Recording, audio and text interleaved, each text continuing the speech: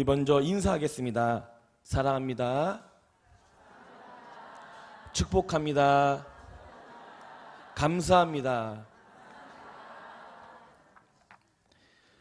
홀리데이인의 창업자인 캐몬스 윌슨의 이야기입니다.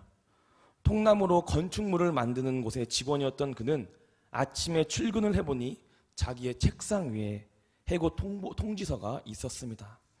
아무런 설명도 없이 황당하게 해고된 그는 굉장히 화가 났고 직장과 자기 상관에 대해서 복수심이 끌어올랐습니다. 그는 자신이 일하고 있는 곳 옆에 똑같은 작업장을 만들어 자신의 직장에 복수해볼까 또 안 좋은 생각도 해보기도 했습니다. 하지만 그는 모든 것을 내려놓고 자포자기한 채 집을 떠났습니다. 여러 달 동안 방황하면서 모든 것을 잊으려 했지만 결코 잊을 수 없었습니다. 그는 새로운 사업을 하기 위해 자신의 번 돈을 다 써버렸고 그 후 집에 돌아와 아내에게 이렇게 말했습니다. 여보, 나는 이제 그만 살고 싶어. 모든 노력을 다 해보았지만 아무것도 되는 일이 없었어. 이때 아내는 남편을 향해 이렇게 말했습니다. 여보, 당신이 한 가지 시도해보지 않은 일이 있어요. 당신은 당신이 처한 이 상황과 문제에 대해서 진지하게 하나님께 기도해 보신 적이 없었잖아요. 아내의 말 한마디는 그에게 큰 감동으로 다가왔습니다. 맞아, 나는 기도해 본 적이 없지. 그 후에 그 남편은 그의 아내와 더불어 기도하기 시작했습니다. 며칠 기도하는 동안 신기하게도 자기 마음에 있던 직장과 상사에 대한 미움과 복수심이 모두 말끔히 사라졌습니다. 그리고 그의 머리에는 새로운 아이디어가 솟아나기 시작했습니다. 그는 자기 집을 담보로 빌려서 조그마한 건축업을 시작했습니다. 건축업이 너무 잘 되어 5년 만에 제 발로 설 수 있는 조그만 사업가로 자기의 기업을 갖게 되었습니다. 그러던 어느 날 기도하던 중에 하나님께서 그의 마음에 새로운 소원을 주셨습니다. 하나님, 제가 건축을 하면서 여러 곳을 여행하다 보니 마음에 드는 호텔이 없었습니다. 좋은 호텔이 있지만 너무 비싸고 작은 호텔은 너무 분위기가 좋지 않더군요. 제가 호텔을 지어보고 싶습니다. 저는 사람들에게 좋은 서비스를 하고 싶고 아주 깨끗한 적절한 가격에 쉼을 제공할 수 있는 그런 호텔을 짓고 싶습니다. 하나님께서는 그의 기도에 응답하셨습니다. 그는 하나 둘 호텔을 짓기 시작했고 그것이 세계적으로 1,400개 이상의 호텔 체인이 되어 홀리데이인이라는 호텔 브랜드를 만들게 되었습니다. 그 당시 숙박업체에 대한 시선은 매우 불건전했습니다. 그렇지만 윌슨의 홀리데이인이라는 호텔 브랜드로 시작으로 미국 또한 전 세계 숙박에 대한 인식이 변화되었고 그로 인해 세계의 가장 큰 잡지인 타임즈의 표지 모델로도 등장했습니다. 성도 여러분, 기도는 평범한 일을 비범하게 만들 수 있습니다. 기도는 불가능한 일을 가능하게 만듭니다. 기도는 삶의 방향을 전환시킵니다. 기도는 부정적인 삶과 감정을 긍정적이게 변화시킨다는 것입니다.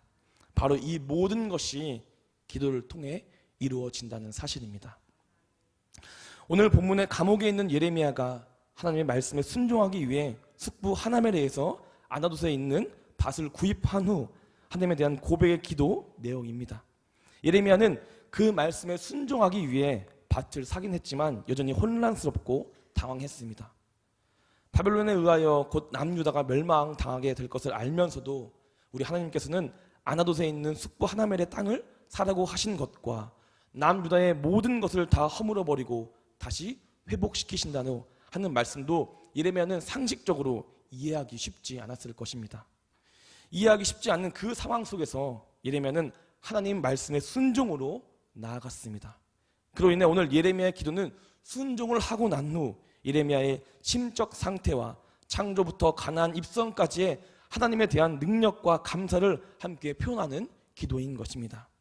예레미야는 가장 먼저 하나멜에게서 산 땅의 모든 절차를 마친 후 하나님께 기도하기 시작했습니다.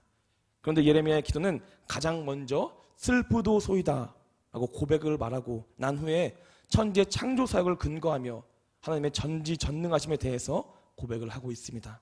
우리 본문 17절을 함께 한 목소리로 읽도록 하겠습니다. 슬프도소이다 주 여호와여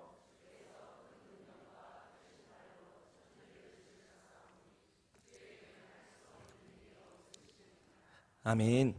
예레미야가 가장 먼저 말한 이 슬프도소이다라는 단어는 원어로 아하흐라고 합니다. 아하흐는 매우 절망적인 상황에서 자신의 슬픔을 표현하는 감탄사입니다. 성경은 이 단어를 여호와의 사자를 보고 곧 죽음이 임박하게 될 절망적인 상황과 하나뿐인 자녀를 번제로 드려야 하는 가슴이 찢어지는 슬픔, 그리고 적군이 자신의 성을 에워싼 절망감을 표현하는 데 사용하였습니다. 이러한 단어가 기도의 첫 마디로 사용되었다는 것은 예레미야가 지금 느끼고 있는 그 절망감은 얼마나 큰 것인지 잘 보여주고 있는 것입니다. 이 절망감은 바벨론의 군대의 침략으로 이스라엘 백성들이 겪고 있는 고통과 앞으로의 하나님의 심판에 있지만 반성하지 못하는 백성들의 죄임을 더욱더 강력히 말하고 있는 것입니다. 하지만 예레미야는 이러한 슬픔과 절망이 자신을 덮어버리기 전에 순종함으로 모든 것을 내려놓고 주님께 기도로 나아갔습니다.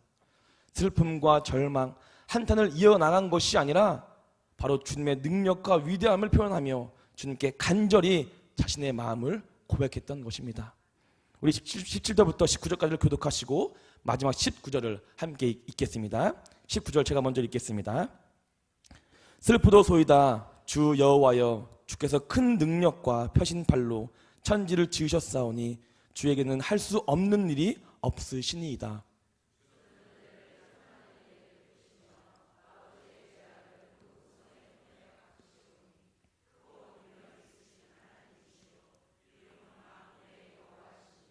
함께 읽겠습니다.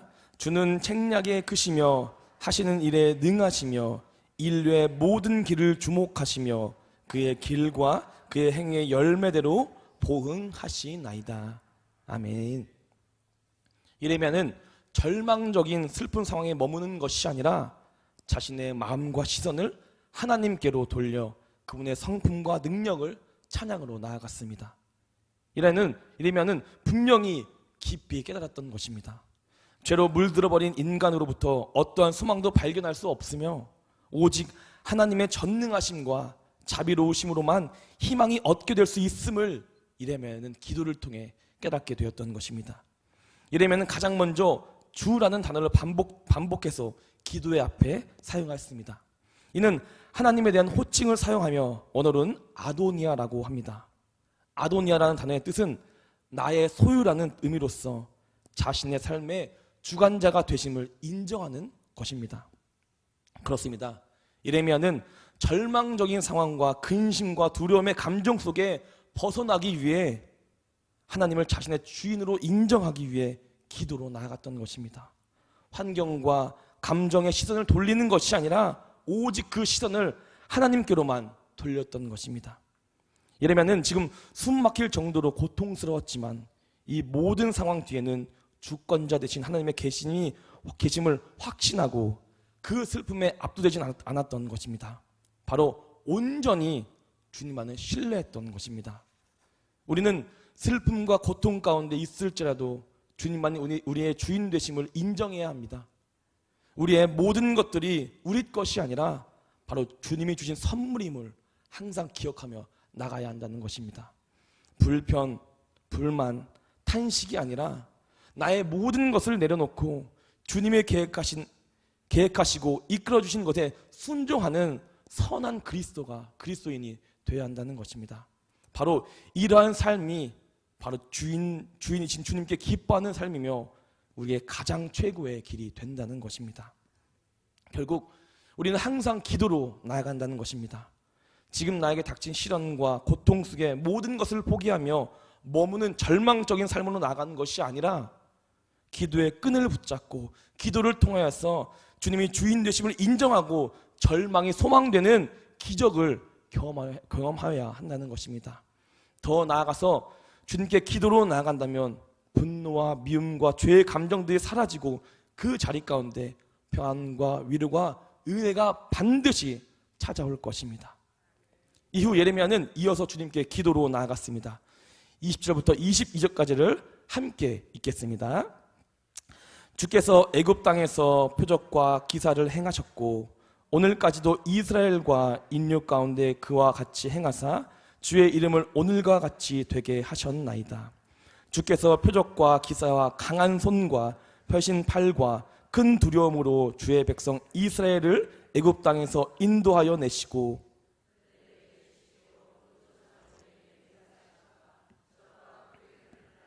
그들에게 주셨으므로.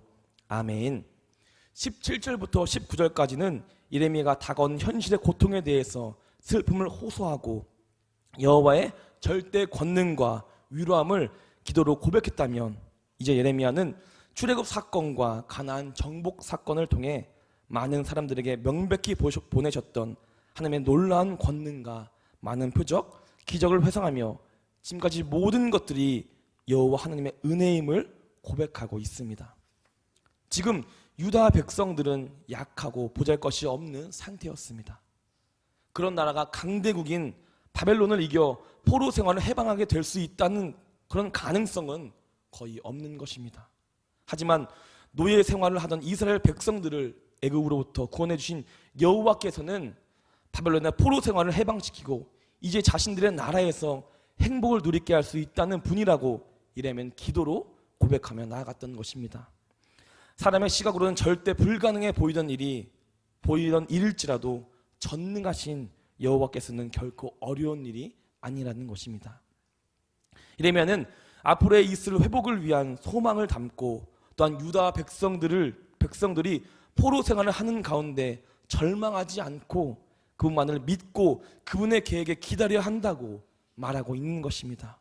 성도 여러분, 희망 고문이라는 말이 있습니다.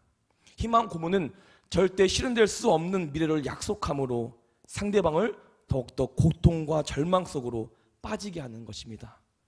그런 사람은 결국 나태함과 무기력함에 모든 것을 포기하게 되고 삶을 잃어버리게 된다는 것입니다. 하지만 하나님께서 말씀하신 모든 것들은 반드시 성취되는 참 희망이라는 것을 기억했으면 좋겠습니다. 하나님께서는 우리에게 주신 희망을 온전히 붙들고 힘들고 어렵고 절망 중의 삶을 잘 견디고 나아간다면 반드시 이 모든 것들을 이루어진다는 희망을 기억하며 살아나간다는 것입니다. 이러면은 하나님께 말씀으로 약속하신 모든 것을 분명히 이루어 주신다는 말을 믿고 기도로 나아갔던 것입니다. 그렇기 때문에 기도라는 생명의 줄을 붙들고 주님께 간절히 기도로 고백했던 것입니다. 바로 주님만이 자신들을 구원해 주시고 모든 것을 일으켜 세워 주실 분이라는 것을 깨달음으로 기도로 나아갔던 것입니다. 절망적인 상황 가운데서라도 하나님께서는 분명히 우리에게 선한 뜻을 이루어 주시기 위해서 우리들이 생각하지도 못한 방법으로 밤이나 낮이나 주무시지도 아니하시고 우리를 위해 항상 일해 주신다는 것입니다. 그러나 주님께서는 소망과 희망의 길만 우리에게 약속하지 않으십니다. 우리들의 잘못과 죄로 인한 것들은 반드시 심판을 통해 행하시고 그 심판을 통해 우리에게 깨달음을 준다는 것입니다. 이러면은 죄로 인한 심판을 고백하고 있습니다. 본문 23절과 24절을 함께 읽겠습니다.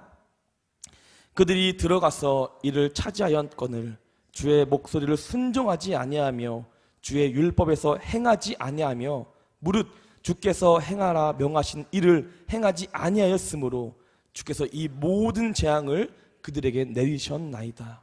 보옵소서, 이 성을 빼앗으려고 만든 참호가 이 성에 이르렀고 칼과 기근과 전염병으로 말미암아 이 성이 이를 친 갈대아인의 손에 넘긴 바 되었으니 주의 말씀대로 되었음을 주께서 보시나이다. 아멘. 하나님의 은혜로 가나안 땅에 들어간 이스라엘 백성은 죄악을 저질렀고 그로 인해 징계 심판을 받게 되고 결국 멸망하게 되었습니다. 그렇게 된 상황에서 예레미야는 슬픔과 탄식으로 주님 앞에 나아가게 되었던 것입니다. 23절에 순종하지 아니하다의 원어는 로사메우라고 합니다. 그의 뜻은 손과 귀, 발을 뜻하는 동사의 표현으로 그들의 손과 발과 귀가 철저하게 하나님께 불순종의 삶을 살았다는 것입니다. 즉 이스라엘 백성들은 삶의 모든 부분에서 완벽하게 하나님을 거부하고 자신들의 마음대로 살아갔던 것입니다. 그로 인한 결과는 어떠합니까? 하나님께서 말씀하신 대로 모든 것이 이루어졌습니다. 본문 24절을 새 번역으로 제가 읽어드리겠습니다. 이 도성을 점령하려고 싸운 토둔들을 보십시오. 이 도성은 전쟁과 기근과 연병을 보았습니다. 바벨론 군대가 이 도성으로 쳐들어와서 이 도성을 점령하였습니다. 주께서 말씀하신 일이 그대로 들이닥쳤으며 주께서는 이루어지신 일을 친히 보고 계십니다. 아멘. 성도 여러분, 우리는 순종하는 삶을 살아나간다는 것입니다. 주께서 모든 것을 준비하시고 계획하심으로 우리에게 사랑과 은혜를, 희망을 경험할 수 있게 하는 방법은 바로 순종밖에 없다는 것입니다.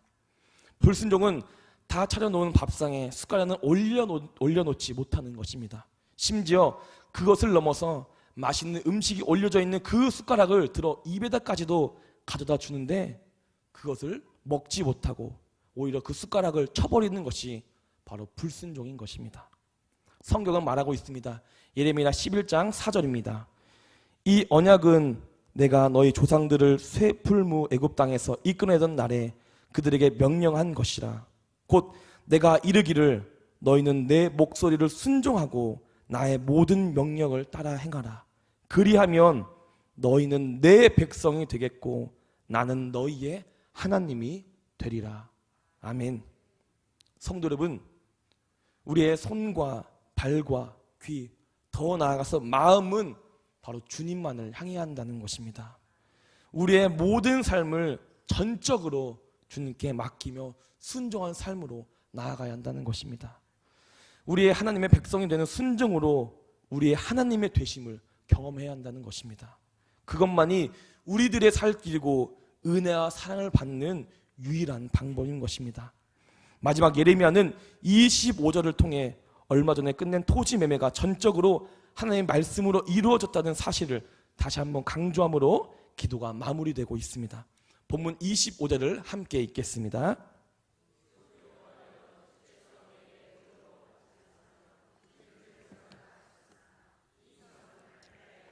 손에 넘긴 바 되었나이다. 아멘. 예레미야가 하나멜의 밭을 살 때는 바벨론의 군대가 이미 모든 것을 포위했을 때였습니다. 당시 유다 백성들은 자신들의 나라가 함락되는 일이 절대 없을 것이라는 안일한 생각으로 바벨론의 군대에 항쟁했지만 그 결과는 처참히 패배했습니다. 바로 이러한 상황에서 하나님께서는 예레미야에게 밭을 사라고 말씀하신 것입니다. 도대체 왜 하나님께서는 말도 안 되는 상황에서 예레미야에게 그런 말씀을 하셨던 것일까요? 그 이유는 다시 예루살렘이 회복되어 다시금 그 밭을 팔게 되는 일이 있게 된다는 하나님의 큰 뜻을 예레미야에게 말씀하신 것입니다. 하나님께서는 상식적으로 이해되지 않는 그 일을 하게 하셨고 예레미야는 혼란과 당황 속에서 이해가 되지 않았지만 순종으로 주님께 나아갔던 것입니다. 고작 작은 밭 하나였지만 하나님께서는 그 밭 하나로 예레미야에게 이스라엘의 회복과 구원 성취의 예언을 알려주셨던 것입니다. 예레미야는 이해가 되지 않았지만 순종과 기도의 삶으로 나아감으로써 그 모든 것을 더 나아가서 하나님의 뜻을 조금씩 이해하게 되었던 것입니다. 바로 순종과 기도의 삶, 이 삶이 예레미야의 모든 인생을 바뀌게 되었던 것입니다. 좌절과 절망보다 순종과 기도로 나아갔기 때문에 희망과 소망이 예레미야 눈에 보였던 것입니다. 말씀을 마치겠습니다. 성도 여러분, 만약에 예레미야라면 어떻게 하시겠습니까? 우리는 하나님의 그 하신 모든 말씀을 이해할 수 없습니다. 우리는 하나님 말씀을 하신 것에 대해 이해를 하거나 이해하지 못하는 것이 중요한 것이 아니라 먼저 순종함으로 더 나아가서 그 후에 기도로 주님 앞에 나아가야 한다는 것입니다. 순종과 기도로 나아간다면 하나님께서 말씀해 주신 참된 이유를 알 수 있게 되고 그로 인해 복과 은혜와 사랑과 소망과 희망을 우리의 삶 가운데 주님께서 친히 보여주실 것입니다. 그러므로 우리 산들교회 성도인들은 예레미야처럼 이해에 따른 순종이 아니라 먼저 순종으로 나아가고 기도로 하나님께 물어보고 간구하여 참된 뜻을 경험하고 더 나아가서 주님의 사랑하는 자녀가 되기를 간절히 소망하겠습니다. 더욱이 오늘은 하나님께서 말씀하신 이웃사랑의 가장 큰 일인 거문도 선교를 하기 위해 파송 예배가 있는 날입니다. 각자의 상황과 환경으로 인해 선교하는 것이 결코 쉬운 일이 아니지만 우리 하나님의 말씀하신 그 말씀에 순종하기 위해서 자신의 모든 것을 내려놓고 선교로 봉사의 길을 택한 것입니다. 또한 검도 선교를 위해 팀원들을 위해서 자신의 시간을 포기하고 밤낮으로 산들교회에 나와서 기도하는 분들도 역시 계십니다. 그렇습니다. 봉사로 순종하고 기도로 동역해 주시는 모든 분들이 있었기 때문에 우리 산들교회 검도 선교도 이번 년도 주님 안에서 안전하게 은혜롭게 마무리가 될 것입니다. 바로 산들교회가 하나님께 순종하고 기도로 주님의 몸된 교회가 되기를 간절히 소망하겠습니다. 기도하겠습니다. 사랑해 주님, 감사합니다. 오늘 말씀처럼 순종과 기도의 삶을 살 수 있게 우리의 삶을 허락하여 주시옵소서. 하나님의 뜻을 이해하기 위해 고뇌하는 것이 아니라 먼저 순종으로 나아가고 기도로 간구하여 참된 뜻을 이해할 수 있게 그 모든 것을 인도하여 주시옵소서. 그로 인하여 우리에게 허락할 은혜와 사랑을 경험하여 주님이 걸어가신 그 길을 온전히 걸어 나가게 하여 주시옵소서. 주님, 오늘은 검은도 선교 파송 예배가 있습니다. 검은도 선교의 모든 상황을 주님께서 함께 동행하여 주시고 그로써 교회에 출발하여서 다시 교회에 도착하는 그때까지 안전케 인도하여 주시옵소서. 우리 검은도 산들교회, 우리 산들교회 검은도 선교를 통해서 검은도를 살려주시고 또한 검은도에 있는 6개의 교회가 다시 한번 말씀으로 일어설 수 있는 힘을 허락하여 주시옵소서. 감사하고 사랑합니다. 살아계신 예수 그리스도의 이름으로 기도했습니다. 아멘.